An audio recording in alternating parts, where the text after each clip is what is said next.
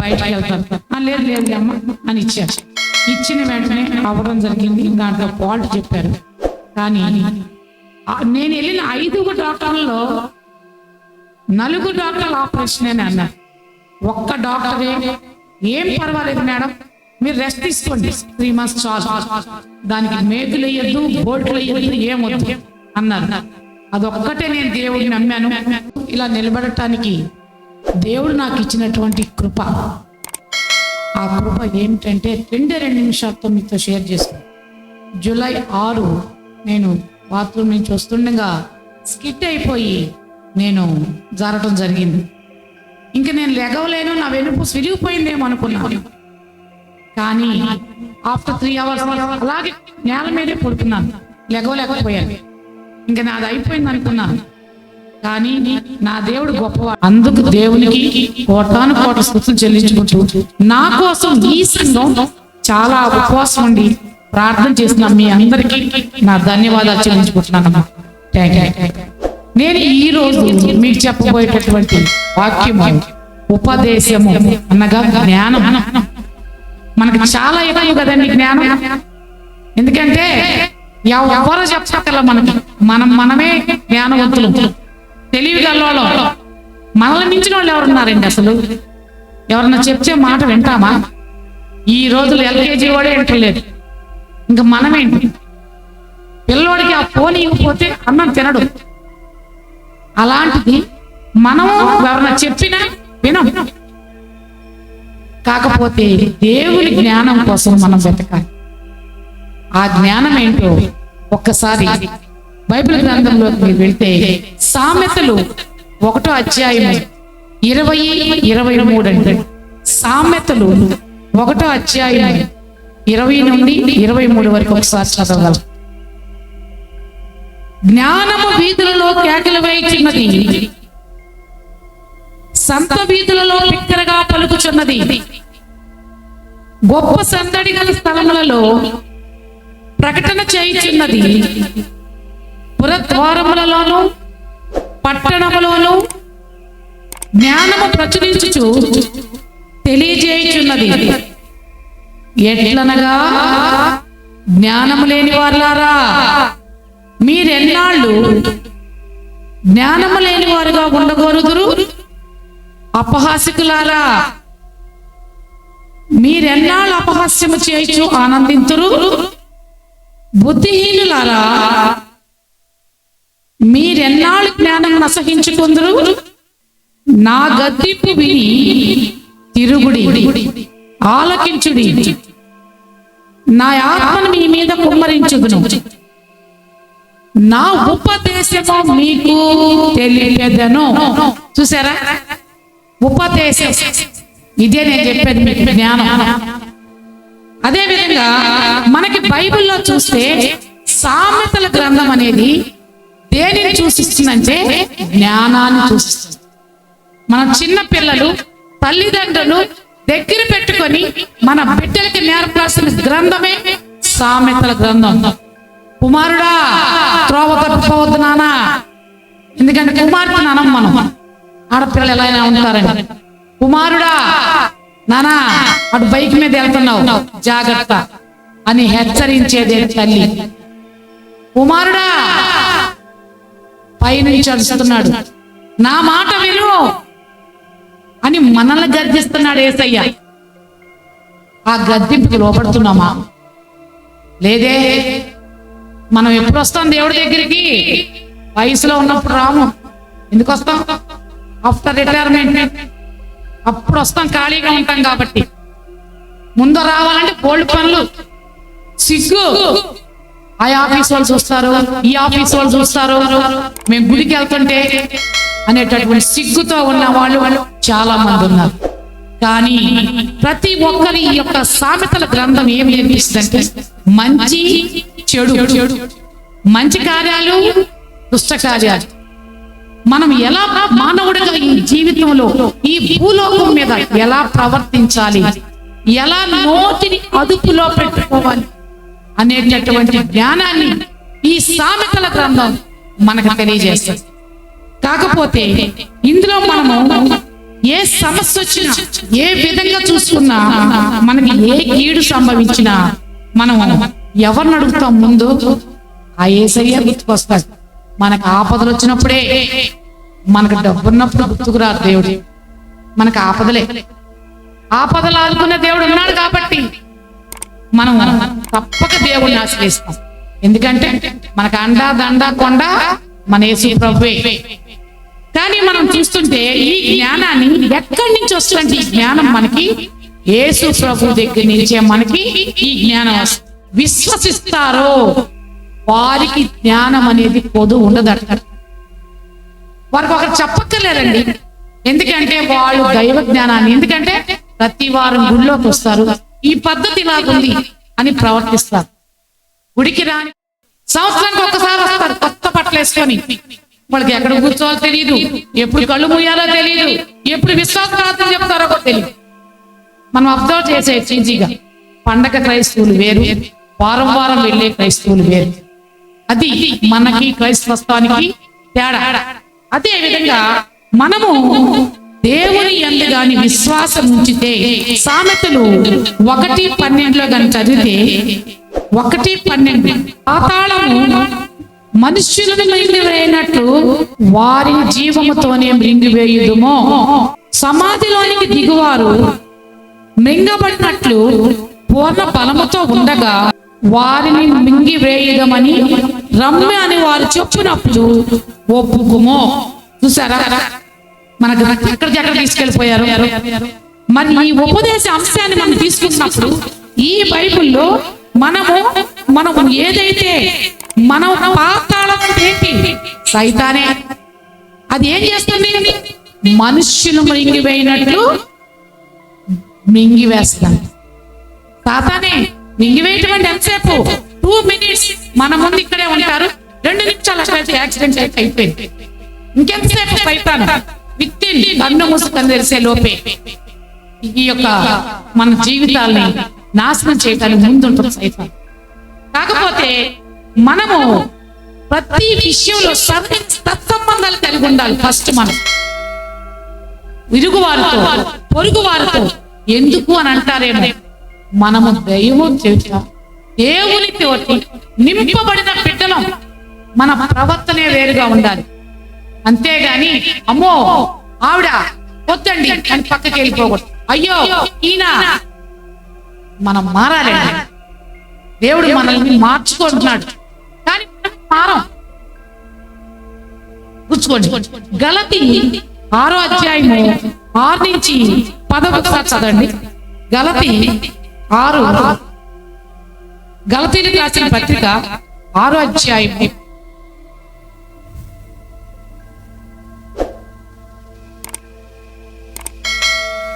వాక్యోపదేశము పొందువాడు ఉపదేశించు వానికి మంచి పదార్థం అన్నిటిలో బాలతీయమయను.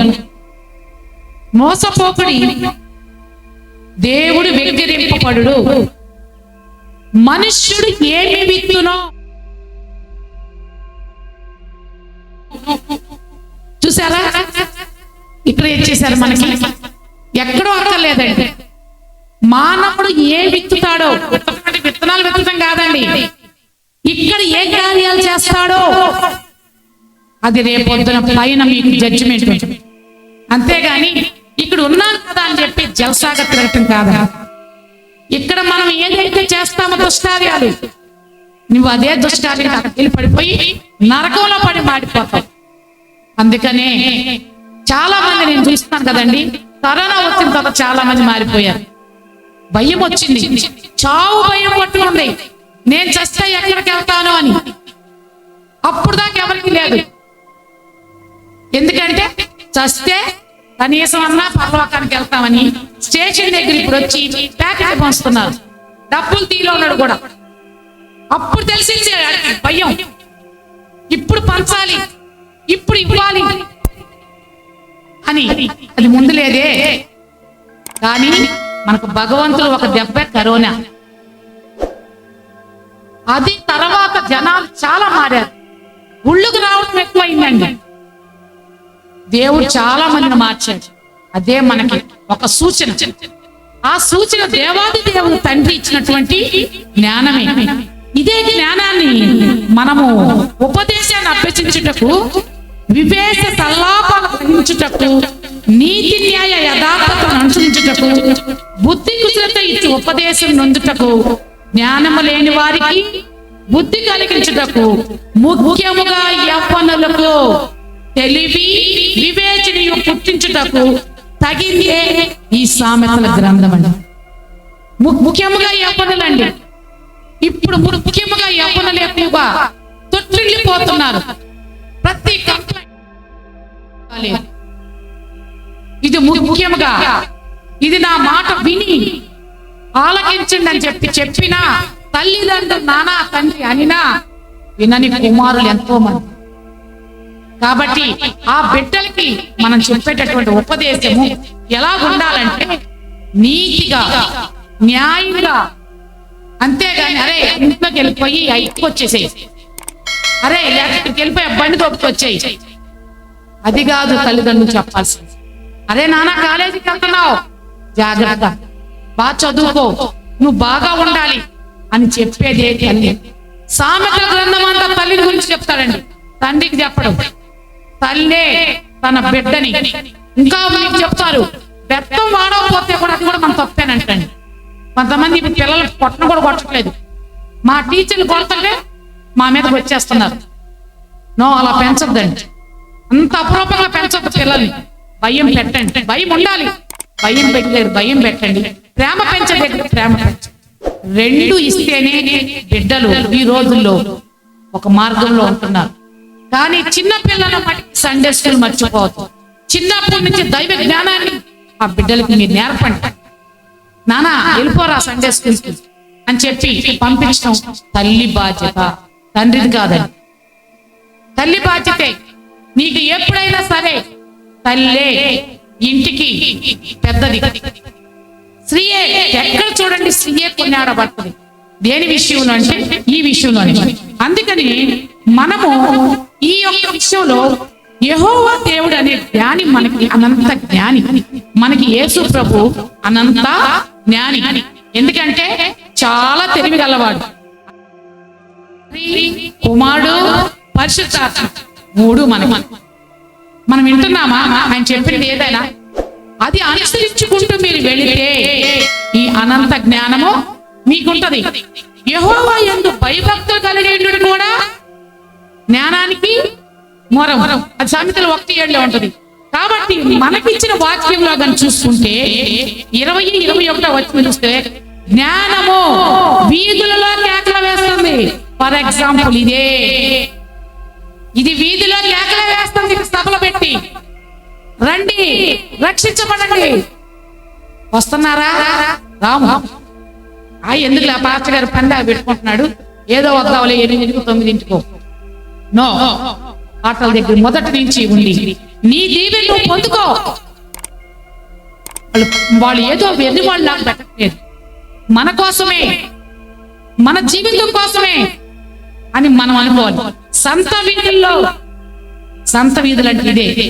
మైకుల ద్వారా బిగ్గరగా, ఒకప్పుడు మీకు గుర్తుందో లేదో, ఒక బండి పట్టుకొని మైకు పట్టుకొని మనకు సభలు జరుగుతున్నాయని ప్రచారం జరిగేది. ఇప్పుడు మీకు అంతా టీవీలు వచ్చేసి మనకి టీవీలో పలానా రోజు ఇక్కడ, పలానా రోజు అక్కడ అని చెప్పేస్తున్నారు. మనం వెళ్తున్నాం అంటే టెక్నాలజీ అనేది అంత మారినా పురద్వారములలో, పట్టణములలో, గొప్ప సందడి గల స్థలాల్లో జ్ఞానమును, దేవుని ఆత్మను ప్రకటించుంది. చూసారా వాక్యం? మనం నిత్యం చూస్తూ ఉంటాం, విరివిగా మనం నిత్యం ఉంటానే ఉంటాం. మరి ఎంతమంది పాస్టర్లండి అభిషేకం పొంది ఈ సభలు పెడుతున్నారు? మన కోసమే కదా. వాళ్ళు ట్రైనింగ్లు అయ్యి ఈ అభిషేకాలు పొంది ఈ సభలు ఎందుకు పెడుతున్నారంటే కనీసం ఈ 3 రోజులు అయినాయి. పక్కన వాళ్ళు తేగలిగారా? నేను తేగలిగానండి. వాళ్ళు చెప్పాను, అన్నా చిన్న ప్రేయర్ ఉంది రండి అన్నారు. ఓకేనమ్మా తప్పకుండా వస్తుంది.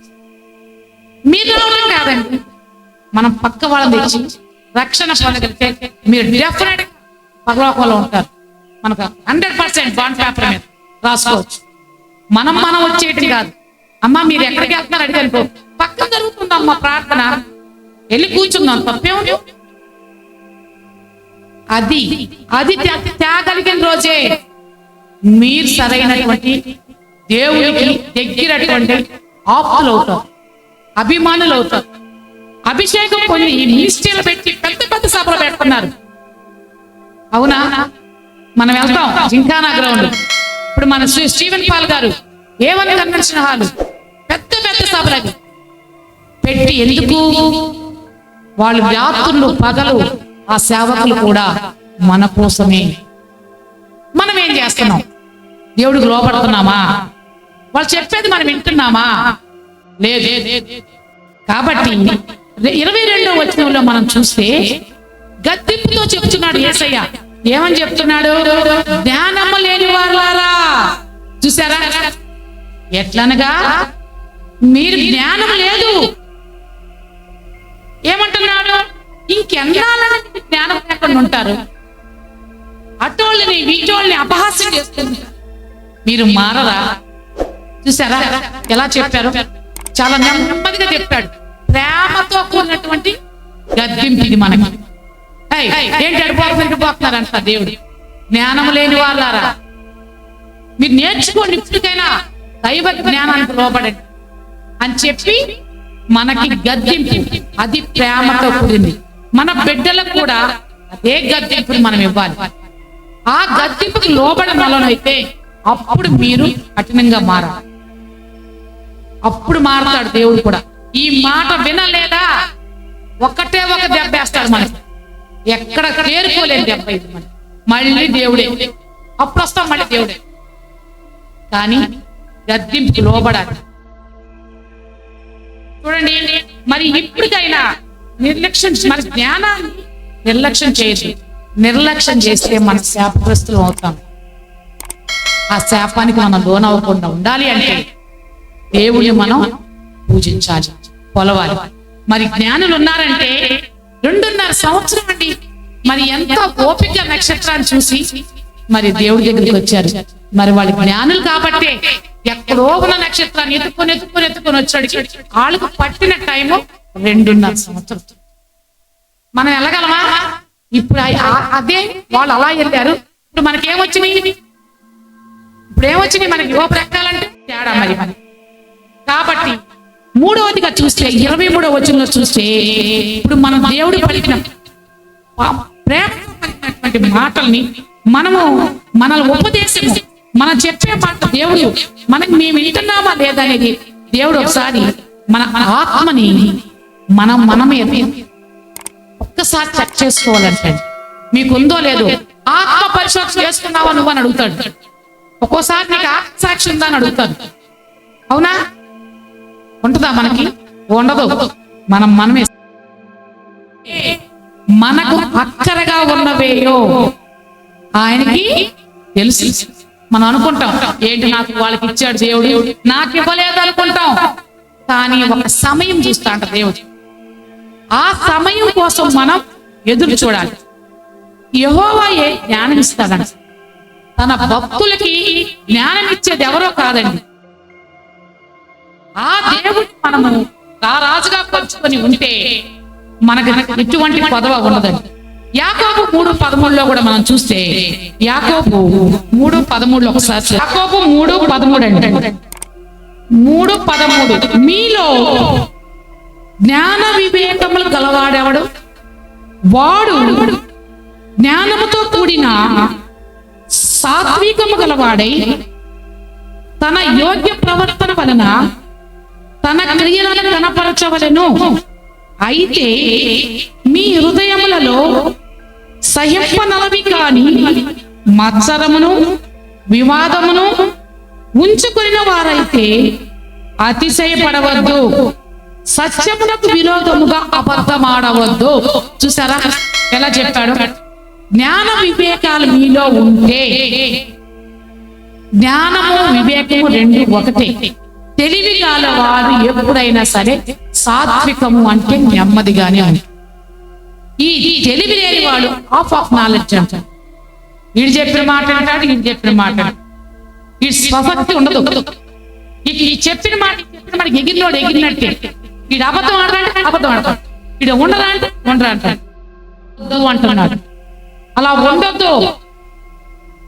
అవునంటే అవును, కాదంటే కాదు. మనల్ని ఎవరు ఏం చేయరు. తప్పంటే తప్పే. ఎవరి కోసమో మనం మన అభిమానాన్ని, మనకున్నటువంటి మనస్సాక్షిని చంపుకొని బ్రతకూడదు. అదొక్కటి గుర్తు పెట్టుకొని మనం బ్రతికితే దేవుడు నీకు ఇవ్వాల్సిన ఎటువంటి నిండు దీవెనలు ఎక్కడ ఇవ్వాలో అలాగే ఇస్తూనే ఉంటాడు. అదే విధంగా జ్ఞానం గల స్త్రీ దగ్గరికి వస్తున్నా. ఏం చేస్తుంది జ్ఞానం గల స్త్రీ? తన ఇంటిని 3 రాళ్ళు ఓడబెట్టుకుంటుంది. అదే అంత స్త్రీని అన్నారు కానీ జ్ఞానం గల పురుషుడు కడతాడు, జ్ఞానం లేని పురుషుడు మూర్ఖుడు ఆ ఇల్లుని అమ్మేస్తాడు. ఈ 2 చేస్తారు. ఏదో అయిపోయింది, ఏమైపోతుంది? నీ అజ్ఞానం, నీది ఓవర్ కాన్ఫిడెన్స్, అది నీ దగ్గర లేదు, నీ యొక్క ఆధీనంలో లేదు అంటే నువ్వు వివేకము లేనివాడి. ఆడవాళ్ళ మనం కూడా అంతే, తొందరపాటు తగ్గించుకోవాలి. మనము వినయంతో, మనం మూర్ఖురాలుగా ఉండకుండా మనం నిదానంగా ఆలోచించుకొని మన ఇంటిని కట్టుకోవాలి. ఏ రకంగా? రక్షణ కుటుంబంగా కట్టుకోవాలి. మన బిడ్డల్ని ఒక గుడికి పంపించుకోవాలి. మనము సంఘానికి రావాలి. ఒక సంఘంలో నిల్చొని ఒక స్త్రీగా కొనియాడపడాలి. పురుషుడు కూడా అలాగే రావాలి. ఆదివారం వస్తే ముందు చికెన్ కొట్టుకెళ్తాం కాదండి. 12 అయితే అయింది, మళ్ళీ వచ్చి వండుకోవచ్చు. నేను చాలా మందిని చూస్తాను, అమ్మో గుడి టైం అయిపోతున్నాను, ముందు చికెన్ కొట్టులో కనపడుతున్నాను. ఏంటి ఎంత పొద్దున్న వెళ్ళిపోతున్నారు అనుకో, వండుకొని వచ్చేసేయాలంటే తినకపోతే చచ్చిపోతామా? ఒక్క ఆదివారం దేవుడి గుడిలో ఎంతసేపు గడిపితే మీకు వెళ్లి తినాలని నేను ఇక ఉండనయ్యా. జ్ఞానం గల స్త్రీగా, జ్ఞానం గల పురుషుడిగా నేను వెలుగుతానయ్యా అని మనలో మనమే అనుకోవాలంట. అదేవిధంగా మనం జ్ఞానం రావాలి అంటే ప్రసంగి చదవక్కలేదండి. ప్రసంగి 7:11 ఉంటుంది, సూర్యుని కింద బ్రతుకు వారికి జ్ఞానము అవసరం. మనం ఎక్కడున్నామండి? సూర్యుని పైన ఉన్నామా, కింద ఉన్నామా? ఎందే అంటే మనకి జ్ఞానం అవసరమే. ఎందుకు జ్ఞానం అవసరం అంటే మనం యొక్క సమాజం నడవాలి, ఎలా ఉండాలి, మన జీవితం మనకి వెళ్ళేంత వరకు మనం ఎలా బ్రతకాలి అనేది నేర్పడానికి మనకి వివేకాలు ఎప్పుడు వస్తాయో మనకు తెలియదు, ఎప్పుడు ఏ స్థితి వస్తుందో తెలియదు. ఒక్కొక్కసారి ఎంత తెలివి గల్లోడైనా వరదలో పడిపోతాం, ఒక మాయ మాట పడవచ్చు. ఈ మధ్యలో వచ్చేసి ఏమండి మీరు 1 లక్ష కడితే నాకు 10 లక్షలు వస్తాయి అనగానే అసలు ఈ జీతం తీసుకెళ్ళి ముందు ఆయన కట్టేస్తారు. 1,10,000 వచ్చేస్తాయి కదా, ఆ 1,00,000 తీసుకుంటారు. అది ఆశ. కష్టపడదాం, కష్టపడి సంపాదించుకుందామండి. లేట్గా అయినా లేటెస్ట్ గా సంపాదించుకుందాం. ఎందుకండి మనకు అంత తాపత్రయం వద్దు కూడా. భగవంతుడు మట్టికి అది మెచ్చడు కూడా. ఒక్కసారిగా పైకెక్కినా గాని దేవుడు మెచ్చడు. ఎందుకంటే ఆ ఆశని సైతాను మనల్ని ప్రలోభిస్తుంది అనమాట. నేను చిన్నపిల్లలు వస్తారు మా స్కూల్కి, వాళ్ళకి మనం ఏం చెప్తాం? అరే ఎగ్జామ్స్ వస్తున్నాయి అంటే భయపడిపోతారు. అలా చెప్పకుండా అరే నువ్వు ఇది రాస్తే 6వ క్లాస్కి వెళ్తావరా, అమ్మా ఇది రాస్తే 7వ క్లాస్కి వెళ్తాను, మీరు 10th క్లాస్కి వెళ్ళినదే అంట. ఇంకొక నెల ఉందమ్మా మీకు, ఇంకొక నెల చదివితే అయిపోతుంది. 10th అయిపోతే మీ జీవితానికి ఒక సర్టిఫికేట్ వస్తుంది అంటే అన్నారండి. అసలు పేర్లు పార్టీ సెలవు తెచ్చారంటే మేము మీటింగ్లు వాడుకుంటాం, ఆ సెలవు తీసుకుని వెనకాలకి వెళ్ళి సెల్ఫీలు తీసుకుంటాం. మాది క్రిస్టియన్ స్కూలే. తల్లి తండ్రిదే, అదొక్కటి మర్చిపోవద్దు మీరు. అదే విధంగా ఈ జ్ఞానాన్ని 2 రకాల జ్ఞానాలండి. ఒకటి లోక జ్ఞానం, 2 దెయ్యాల జ్ఞానం. లోక జ్ఞానం ఏం తెలుసండి? ఈయన ఎలా మోసం చేయాలి, వీరు ఎలా కక్ష తీసుకొని చైతన్య మీటింగ్లు పెడతాడు, ఈ ఎప్పుడు పోయాలి దీని మీద అసలు మీటింగ్లు పెట్టకుండా ఆలోచిస్తుంటారు. మంచి బుర్ర పెడతారు పొదును. అది ఆ లోక జ్ఞానం. ఆ లోక జ్ఞానం ఆలోచించాడా వాడికే బాంబు. ఎప్పుడైనా గుర్తుపెట్టుకోండి, దైవ సేవకుడి మీదకి దైవ సేవకులను దూషిస్తే వాళ్ళు ఎన్నన్నా చేయండి. నేను ఇదే చెప్తాను, మనకు అనవసరం. మనం గుడికి వచ్చామా, వెళ్ళామా, అంతే. దైవ సేవకుల జోలికి వెళ్ళిన వాళ్ళు ఎవరో సరిగా ఉన్న వాళ్ళని నేను చూడను. అది మటుకు 100% అండి. మనకు అనవసరం. నువ్వు వస్తుంది వాక్యం వింటున్నావు, గుడికి వస్తున్నావు, కానీ దేవుని జ్ఞానం పైనుంచి వచ్చే జ్ఞానం ఎలా ఉంటుందో తెలుసా? చాలా సాత్వికంగా, మృదువుగా, సులభంగా ఉంటుంది. కానీ మనం చేసే మంచి కార్యాలు కొన్ని ఉంటాయి, చెడు కార్యాలు కొన్ని ఉంటాయి. అదే విధంగా మీకు తెలిసే ఉండొచ్చు, ఫలాలు, ప్రేమ ఇవన్నీ కలిగి ఉంటున్నామో లేదో చూసుకోవాలి. మంచి కార్యాలు ఏంటి అంటే మనలో ఉన్నటువంటి వీక్నెస్ కొన్ని ఉంటాయి, అయ్యి మనం తీసేస్తాం. ఆ కార్యాలు మనం చేస్తున్నామా లేదని పరలోకం నుంచి ఒక తండ్రి చూస్తూనే ఉంటాడు. నేను ఒక చిన్న కథ చెప్తాను. మనకి నేను తర్వాత చెప్తాను పేరేంటి. థామస్ అనే అతను, థామస్ ఆల్వా ఎడిసన్ అంటే అతను తల్లి ఉండేవాడు, తండ్రి లేడు. స్కూల్కి వెళ్ళేవాడు కానీ చదువు రాదు. తల్లి టీచరు, వీడికి 0. అన్ని పాఠాలు చదువుతా ఉంటే మార్కులు లిస్ట్ ఇస్తే 0 వచ్చాడు.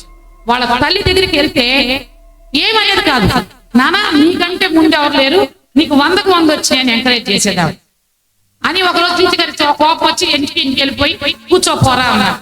ఏంటమ్మా నన్ను 100 వచ్చేవాడిని ఇంట్లో కూర్చోమంటున్న టీచర్ అన్నారు. అని అంటే వద్దులే బాబు, నీకు చదువు చెప్పేవాళ్ళు టీచర్లు కాదులే, నువ్వు ఇంట్లోనే ఉండు అన్నా. ఈ లోపు తనకు అనారోగ్యం చనిపోయింది. చనిపోయిన తర్వాత వాడికి తెలిసింది నేను ఎలా బ్రతకాలి, నన్ను స్కూల్ రానియట్లేదు, చదువు లేదు అని. తర్వాత ఆ వైరస్ ఈ వైరస్ ఇచ్చాడు, అది చేసి ఇది చేసి ఈ రోజు ఎంత కాంతిలో మనం ఉంటున్నామంటే ఆయన కనుక్కున్నది అనేది. చూసారా, చదువుకుంటే రాదండి జ్ఞానం, ఉపయోగించి చదువు కూడా ఎక్కువైపోతే కూడా వాడు పిచ్చాడైపోతాడు. ఈ రోజు థామస్ వల్ల, ఆ ఎడిసిన్ వల్ల మనం ఈ రోజు ఇంత కాంతిలో ఉంటున్నాం అంటే అంత మొద్దోడు కూడా జ్ఞానం నింపుకొని ఈ రోజు మనకి ఇవ్వగలిగాడు. అదే విధంగా మనము యేసయ్యందు భయభక్తులు కలిగి ఉంటే మనల్ని ఆదరిస్తాడు, ఆదుకుంటాడు, మనల్ని కలకరిస్తాడు. అదే విధంగా మత్తయి 1:28 ప్రయాసపడి భారం మోసుకుని వాళ్ళారా రండి, మనకేమి ఇస్తానంటున్నాడు, విశ్రాంతి ఇస్తానంటున్నాడు. మరి వెళదామా? మన కుటుంబాన్ని చక్కదిద్దుకుందాం. ఒక్క రెండు పాటలు, ఒక్క సాంగ్ అండి చైతన్య గారి 5 minutes. నిన్నే కొలుతూనయ్యా, నీవే నా రాజువై కొలుతూనయ్యా, నీవే నా రాజువయ్యా.